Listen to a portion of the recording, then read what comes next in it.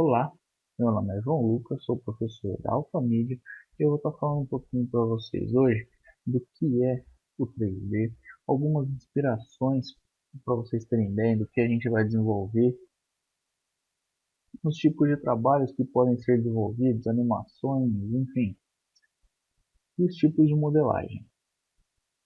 Bom, o que vem a ser o 3D? O 3D nada mais é do que uma ilusão de que aquilo tem profundidade. Ou seja, são algumas técnicas como luz, sombras, colocado de maneiras corretamente dentro da cena ou dentro do objeto, que conseguem promover uma fuga para criar perspectiva. Algumas inspirações. Vou estar mostrando para vocês alguns dos meus trabalhos que desenvolvi durante a minha carreira, né? Esse aqui, por exemplo, eu tirei uma cena de uma animação. Ou você faz um fluido, né, com a água, por exemplo, e aí você coloca colisão nesse fluido. E aí é onde você consegue capturar aquela parte da cena e está desenvolvendo aí uma imagem. Outra imagem foi essa daqui dos chocolates, foi bem interessante essa daqui, o desenvolvimento dela. Foi estudado algumas maneiras de sombra, pode perceber que aqui tem um reflexo, aqui iluminação, né? Tem todas as formas corretas de você estar fazendo isso. Essa daqui eu desenvolvi duas formas, né? Essa daqui seria com a luz do sol e essa daqui à noite, né? Aqui vocês podem perceber que tem as ruas, isso aqui é tudo texturas que a gente chama. E essa parte de iluminação nada mais é do que uma luz que eu coloquei. E na hora de renderizar ela dá esse efeito. É a mesma imagem, só que com efeitos diferentes por conta da iluminação. Vamos passar para a próxima. Aqui, vocês podem notar aqui que tem um reflexo da água aqui, é bem interessante o resultado que o Blender consegue trazer com os reflexos de água, consegue fazer algumas coisas bem reais mesmo. Aqui foi algumas transparências, alguns vidros, e aqui foi mais para perceber algumas diferenças de materiais. Por exemplo, aqui eu não apliquei, vou até dar um zoom aqui, eu não apliquei uma ferramenta. Foi por isso que ele ficou com esse aspecto meio quadradinho. Aqui, por exemplo, eu já apliquei. Ele está redondinho, certo?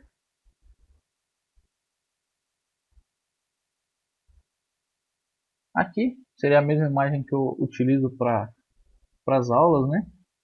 É uma imagem que eu gosto muito, foi uma imagem que eu desenvolvi pensando na harmonia das cores. Então tem tudo isso que envolve a iluminação, as cores, as tonalidades, o que aquela imagem pode transmitir. Será que mais iluminação fica bom, mais iluminação pode ficar ruim? Depende muito do contexto da imagem. Aqui a mesma imagem, só que com um ângulo diferente. Por exemplo, essa imagem aqui, ela dá para perceber que o avião está mais próximo do mar, né? Essa daqui parece que ele já está mais longe porque não tem um reflexo dele na água. Então são duas coisas aí que você tem que perceber quando você está desenvolvendo uma cena, né? Você vai ter reflexo, se vai ter iluminação, que tipo de iluminação que você vai usar, se é o tipo de ambiente também é importante, se é um ambiente interno, se é um ambiente externo. O ambiente interno ele tem que ser uma luz um pouquinho mais, vamos dizer assim, um pouquinho mais escura, né? O ambiente externo ele já tem que ser uma luz mais forte, porque agrega a luz do sol, a luz da lua, enfim, são dois tipos de iluminação, luz interna e luz externa. Aqui, né, é a mesma cena daquele copo de vidro com água, só que com materiais diferentes. Então, às vezes você pode criar duas cenas só mudando os materiais, né? Isso traz um resultado bem interessante. Por exemplo, aqui ao invés de eu usar um material transparente, eu usei um material de chocolate, coloquei um marronzinho nele e ficou com esse aspecto, né? Mas se você perceber, eu vou até voltar lá para vocês poderem estar comparando um com o outro. É a mesma cena. Eu só tirei os gelos, né? E é a mesma cena, só que em formatos diferentes, né? Com materiais diferentes. E isso às vezes você pode estar conseguindo resultados bem interessantes. Bom, aqui foi um trabalho que eu fiz, né? Descrevendo o que seria essa imagem, né? Vou dar um zoom aqui também, né? Um avião desértico sobrevoando o mar, indo em direção ao norte. Por quê? Porque é onde está o Sol, né? O Sol ele nasce no norte.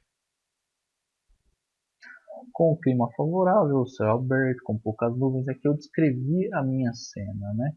Isso é bem interessante nós estarmos fazendo quando a gente cria uma cena, né?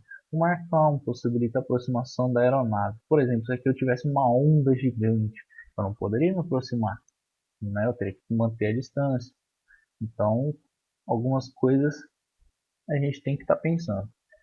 E aqui seria, né, o tipo de material clay render que a gente chama, né, ou material clay, né, que é esse aspecto meio areia, arenoso, que é muito interessante quando você está desenvolvendo um protótipo do seu 3D.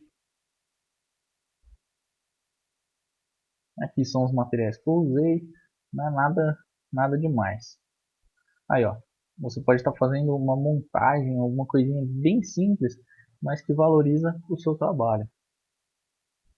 Aí, ó, essa daqui é a mesma cena, né? Eu só tirei de duas angulações diferentes aí, né? Aqui, por exemplo, eu só peguei a parte dos vidros, aqui eu já peguei a cena inteira, a sala inteira, né? Aqui. Essa daqui seria a renderização da sala inteira, com texturas, isso aqui tudo você tem que estar pensando na hora de você estar desenvolvendo, né, o seu trabalho 3D, as sombras, iluminação, aqui ó, você pode perceber o reflexo, isso aqui traz um realismo muito grande para o seu trabalho, né? Bom, e aqui é o copo de chocolate com os chocolates aqui. Agora eu vou estar mostrando para vocês algumas das coisas que nós podemos estar desenvolvendo e os tipos de modelagem. Por exemplo, essa daqui seria o tipo de modelagem box modeling, que é onde você começa com um quadrado, ele está subdividido aqui, aplicou um subdivision surface, e você vai modificando, por exemplo, criando pescoços, começando a criar as keys aqui, né? A gente vai ver isso durante o curso, aonde que cria as keys, quais seriam as formas corretas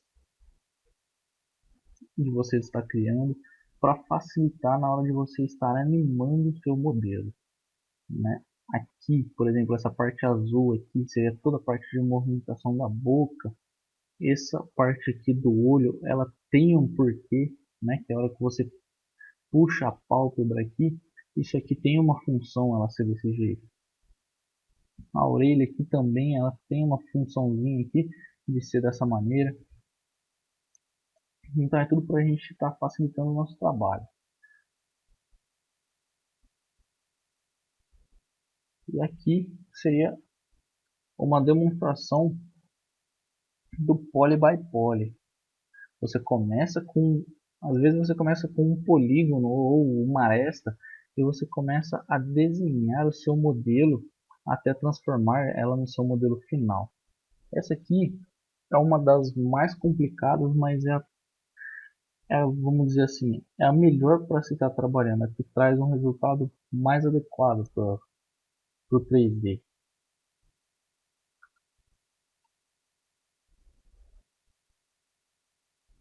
E aqui eu trouxe mais algumas imagens. Por exemplo, quando a gente vai começar a modelar, a primeira coisa que a gente tem que fazer é saber separar os objetos. Por exemplo, se você está numa cena como essa, né? Aqui é uma caneta simples, mas o que constitui essa caneta? Ela é um cilindro e um cone, né? Ou então, por exemplo, um papel. Um papel seria um plano, né? Ainda se a gente fosse fazer um mais detalhado ainda, a mesa, ela seria um quadrado, né? Um cubo. E aqui, enfim, seria outro cilindro aqui, os dedos, enfim, daria para a gente estar discutindo muitas coisas. Aqui, isso aqui é simples, uma caixa, né? Nada mais é do que dois cubos aqui. Aqui tem os livros. O que seria os livros? Seriam vários cubos um em cima do outro aqui, da mesma forma. Então, quando vocês começarem a olhar para as coisas na vida real mesmo, você começa a separar os objetos. O que é cilindro, o que seria um círculo, o que seria um quadrado.